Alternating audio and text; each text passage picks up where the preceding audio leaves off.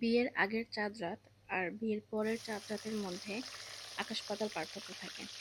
আর সেটা যদি হয় আবার বাচ্চা হওয়ার পরের চাঁদ রাত, সেটা তো মনে হয় আরও অন্যরকম হয়ে যায়।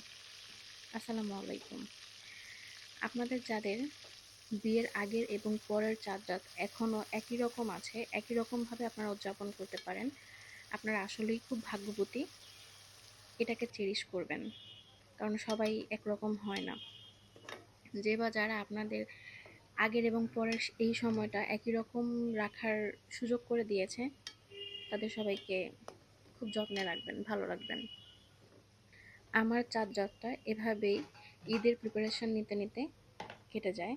তো দেখা যায় যে আমি সারা রাত জেগে পরের দিনের জন্য রান্না বান্না সব কিছু কমপ্লিট করে রাখি, যেন ঈদের দিনটা আমি আমার পরিবারকে সময় দিতে পারি, আমরা একটু বাইরে বের হতে পারি। আপনারা কে চাঁদ রাতে কী করলেন আর ঈদটা কেমন গেল জানাতে পারেন আমার কমেন্ট বক্সে। Thank you for watching.